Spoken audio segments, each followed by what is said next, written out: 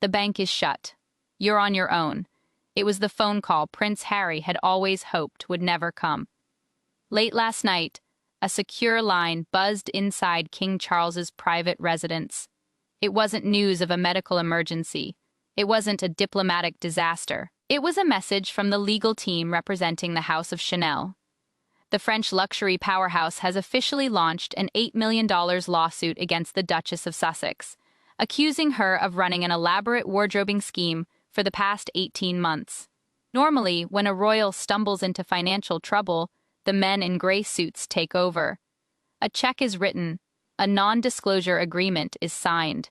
The scandal quietly disappears. Harry expected that same safety net. Sources say he called his father, desperate for a bailout to stop the public embarrassment. But this time, the answer from the king was a booming no. So why did Charles turn his back on his own son? Because this isn't just about unpaid invoices. The dossier sitting on the king's desk details a scandal so sordid, it threatens the dignity of the crown itself. We're talking about forensic DNA, discovered on unworn clothing, a covert micro-stitch gun used to deceive sales associates, and an alleged double-dip tax scheme that may have alerted the IRS. Don't go anywhere. In the next few minutes, we'll take you inside the San Isidro sting operation. We'll reveal the hot mic recording where Meghan allegedly admits to the plan, explain why Harry is legally on the hook, and uncover why the king believes this $8 million debt could be the final nail in the Sussex coffin. To understand why King Charles is reportedly alarmed by this lawsuit, you have to grasp how calculated this all was. This wasn't an accident. It was a strategy. According to the timeline in the dossier, it began 8 months ago at a secret industry dinner held at the exclusive San Isidro Ranch, the same location where Harry and Meghan later filmed interviews. Meghan needed to make an impression. She chose a $12,000 Chanel gown, but the lawsuit claims she never planned to keep it. Chanel's filing describes a practice known in retail as wardrobing, but on a level so advanced it borders on unbelievable. Usually, wardrobing is sloppy. A shopper hides the tag inside a blouse, hopes it stays hidden, and prays the store doesn't smell deodorant when the item is returned. But Meghan Markle, according to court documents, is no amateur. Her team didn't just hide the tags, they duplicated them. The lawsuit alleges the Sussex operation purchased a specialized device called a micro-stitch gun, a tool typically used by elite tailors and luxury dry cleaners to attach labels invisibly or finish hems. It inserts microscopic plastic fasteners that are nearly impossible to spot with the naked eye. Here's the alleged playbook that turned a shopping trip into a heist. Step 1. The dress is delivered to the Montecito mansion. Step 2. Using the microgun, the original Chanel security tag is carefully removed, not cut, but unclasped, leaving it completely intact. Step 3. The Duchess wears the gown to the San Isidro dinner, with no visible plastic attachments. Step 4. The following morning, her team reattaches the original tag using a generic fastener bought online. Step 5. The dress is boxed up and returned as unworn. For months, this method allegedly worked perfectly. Sales associates, intimidated by the royal title, would glance at the tag, see it attached, and process the refund. But at San Isidro Ranch, the trap was already waiting. Sources claim a mole, possibly a disgruntled former staffer, had warned Chanel that the Duchess was cycling through their inventory. So when that specific $12,000 gown was sold, Chanel didn't just package it, they marked it. They allowed the purchase to go through, tracking exactly when and where it would come back. They weren't selling a dress. They were collecting evidence, and when the box returned to the boutique the next morning, the trap snapped shut.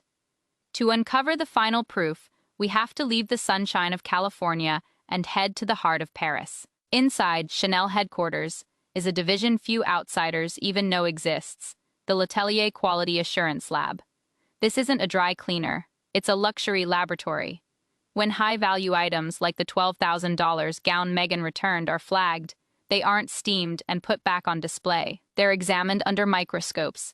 And according to the legal filing, what technicians discovered woven into the fabric of that dress became the foundation of the $8 million lawsuit. Chanel's position is simple. You can counterfeit a tag, but you can't counterfeit physics. The investigation began with the plastic fasteners mentioned earlier. According to the lawsuit, Chanel's internal team started noticing something almost invisible to the naked eye, a microscopic inconsistency. The plastic barbs used by the House of Chanel contain a proprietary chemical compound, a UV fluorescent marker engineered to glow under black light as proof of authenticity. The generic fasteners allegedly purchased online by the Sussex team did not. During an internal audit, managers reportedly swept a UV light across a pile of returned merchandise. When they illuminated the tags on items sent back by the Duchess, the result was damning. Nothing glowed. The tags were genuine. The fasteners were not. But if the plastic was the smoking gun, what investigators found in the fabric itself was the bullet.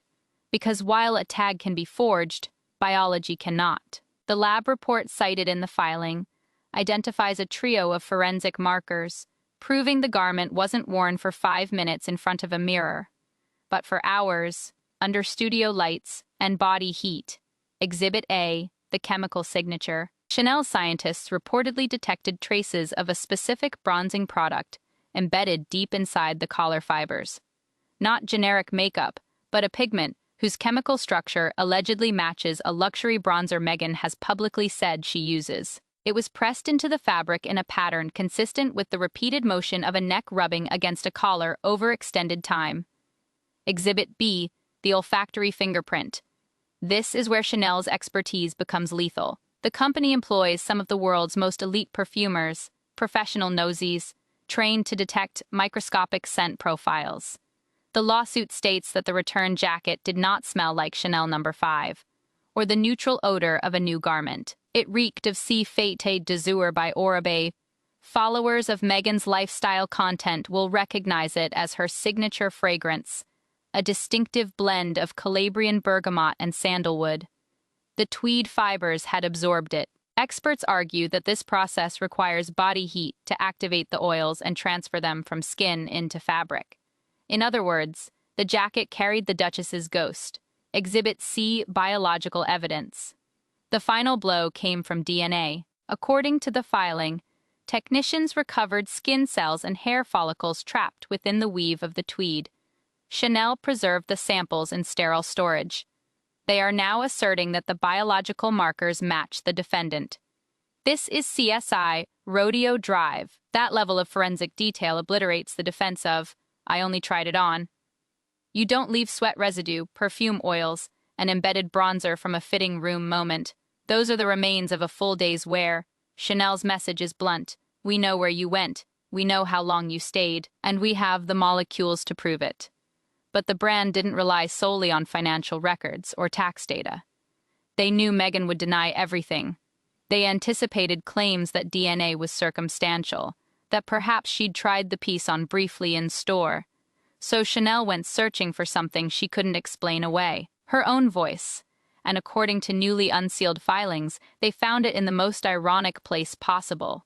Her Netflix documentary.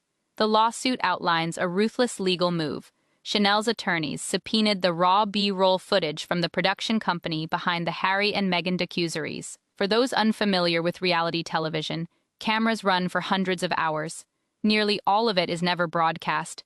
It sits on forgotten hard drives. But Chanel remembered. They demanded the footage from the days leading up to several major gala events, and buried inside terabytes of data, they allegedly found their holy grail. Sources who reviewed the footage describe a scene inside the Montecito mansion. Meghan is being fitted for a formal event, wearing a Chanel gown valued at more than $10,000. The mood is casual. Cameras are rolling, defenses are down, a stylist adjusts the hem, and then, clear as glass, the audio captures a conversation that shatters the honest mistakes narrative forever. They aren't discussing tailoring. They aren't talking jewelry. They are talking about concealing the tag. The footage allegedly shows the team debating how to tuck it into the lining and tape it down with medical tape, so it won't appear in photographs.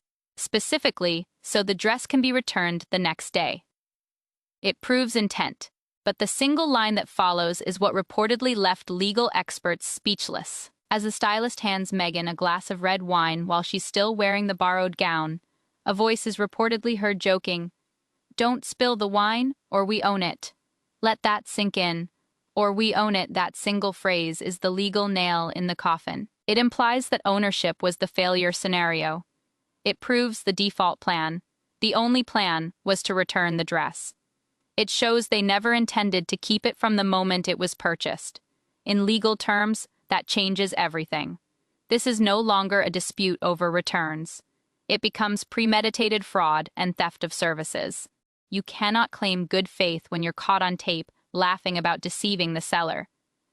What this investigation exposes is a global web of deception, stretching from the fashion houses of Paris to the gated mansions of California. And I know our Legacy's Edge community is just as global, united by a shared hunger for the truth.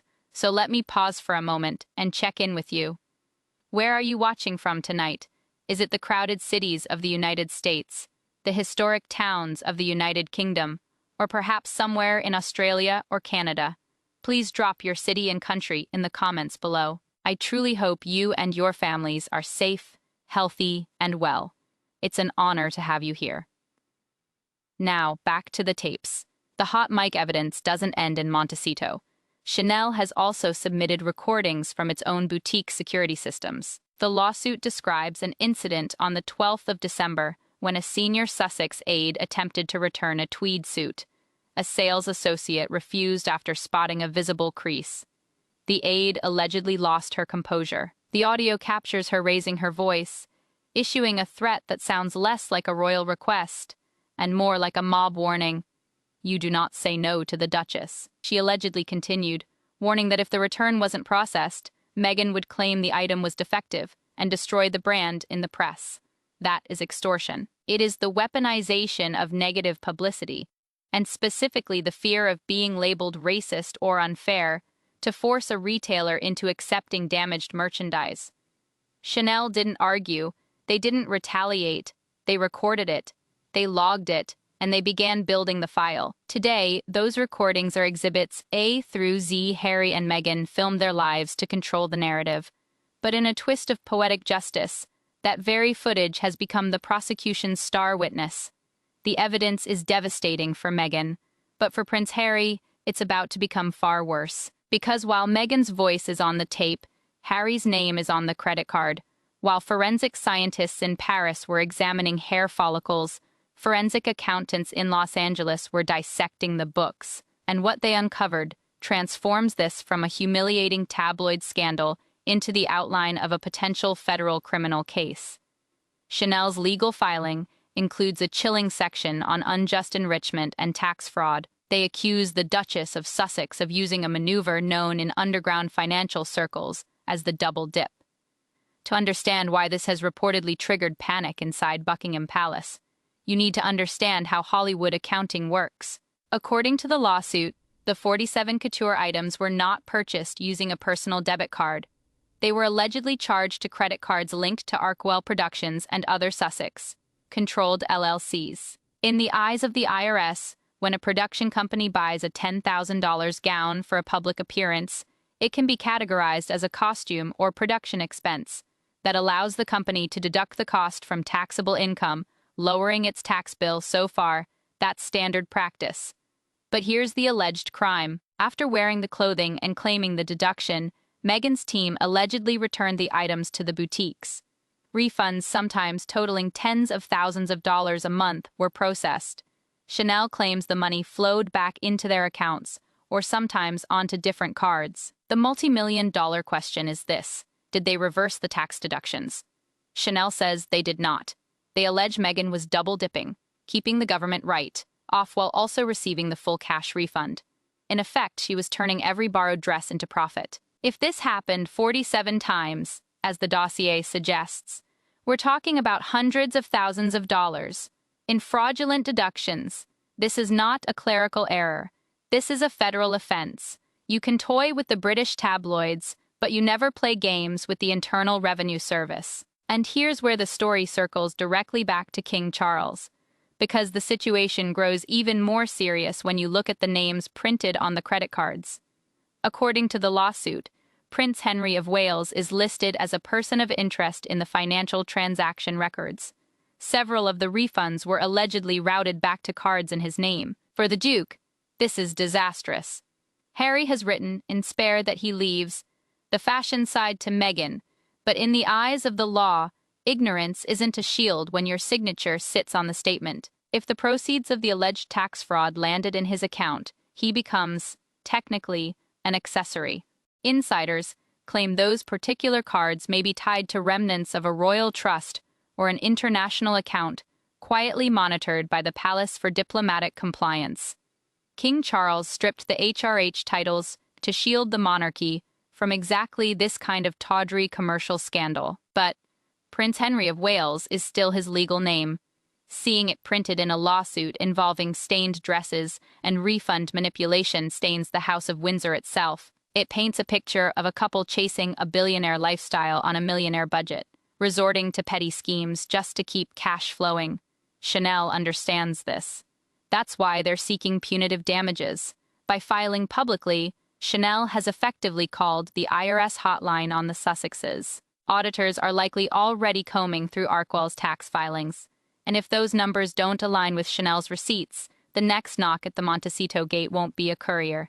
It will be a federal agent. This looming financial exposure is what forced Harry to grab the phone and call his father. He needed the Bank of Pa to make it disappear. But as you're about to see, the king's response was nothing like what he expected. For 38 years, Prince Harry lived by one unshakable assumption. No matter how catastrophic the mistake, the palace would fix it. From the Vegas hotel photos to the Nazi uniform scandal, the royal machine always swept in, paying off witnesses, cleaning up the shards, issuing the apology. So when the Chanel lawsuit landed on his desk in Montecito, Harry reportedly followed the old script. He called London. He expected a wire transfer. He expected the Queen's lawyers to call Paris and erase the problem. But Harry forgot one detail. The Queen is gone. And the new reign plays by colder rules. According to palace insiders, the request for an $8 million settlement never reached King Charles's private study. It was intercepted by the men in grey. Specifically, it landed on the desk of Sir Michael Stevens, the keeper of the Privy Purse. For those unfamiliar, Sir Michael controls the royal vault. He oversees the sovereign grant and the Duchy of Lancaster. His role isn't to protect family feelings. It's to protect the crown's finances and reputation, and his guidance to the king on this lawsuit was reportedly ruthless. To pay this debt is to bankroll a crime. This is the legal ambush Harry never anticipated. Because the case involves allegations of tax fraud and theft of services, any funds sent from London could be interpreted as proceeds of crime or an attempt to obstruct justice. Sir Michael allegedly warned that using money from the Duchy of Lancaster would mean deploying semi-public royal assets to cover up a potential federal offense committed by a non-working royal in the United States. It would ignite a constitutional firestorm. Imagine the headlines: King Charles uses duchy funds to pay for Meghan's stolen wardrobe. It would cripple the monarchy. Sources at Clarence House describe agonizing tension. King Charles the father wanted to shield his son, but King Charles the monarch knew he couldn't. The decision was final. The Bank of PA is closed. No check was sent. Instead, the palace reportedly issued formal legal correspondence to Harry's U.S. attorneys. The letter wasn't signed Dad. It bore the seal of the Crown's solicitors. Its message was blunt. We are not your insurance policy. You demanded financial independence. Now you have it. Face the French courts on your own. This was a historic severing. It marks the death of the safety net. For years, Harry and Meghan mocked the royal family, insisting they'd been cut off, while quietly standing in the shadow of the king's protection. That shadow is gone. Now they stand exposed in the unforgiving spotlight of the American legal system. Without diplomatic shielding or the palace's financial firewall, Harry is no longer a prince in practice. He's just another celebrity defendant. The men in gray suits have done what they were built to do. They isolated the infection. They drew the line and declared Harry's liabilities personal. Not royal, but the price for the king is deeply personal. To save the pack, he has cast out his own son, and as word of the refusal reaches Paris, Chanel understands the game is over. They know the Sussexes are cash, poor and legally alone. The waters are churning, the sharks are closing in. Which brings us to the bleak conclusion of this saga, the exile of credibility. As legal notices stack up at the gates of Montecito, this story leaves us with a hard truth about what independence really means. For years, the Duke and Duchess have preached freedom, but real freedom isn't just about keeping your profits, it's about owning your debts. King Charles's refusal to cover an $8 million lawsuit isn't just financial restraint. It's a lesson in adult accountability. You don't get to choose only the parts of reality that suit you. You can't demand royal privilege while treating commercial law like a suggestion. Integrity is doing the right thing when no one is watching, not taping down a tag because you believe fame makes you untouchable. From where I sit here at Legacy's Edge, this is the true tragedy of the Sussex story. Meghan wanted to become the Diana 2.0 of fashion. She wanted icon status. She got it. She is now the face of the most explosive fashion lawsuit of the decade. They wanted freedom from the men in gray suits, only to learn too late those men were the last barrier between them and the wolves. They traded the crown's protection for a handful of free dresses, and the exchange rate was brutal. Now, the gavel passes to you. The jury of public opinion. Did King Charles make the right decision? Is he a heartless father for letting his son face the consequences, or a responsible monarch for safeguarding the nation's reputation? Cast your vote in the comments. Type Team Charles. If you believe the bank had to close, type Team Harry. If you think a father should always step in. And if you enjoyed this deep dive into the hidden wars of the elite, hit that like button. It helps us uncover the stories mainstream media is too afraid to touch. Don't forget to subscribe to Legacy's Edge and ring the bell. The palace doors may be shut, but our investigation is only beginning. See you in the next one.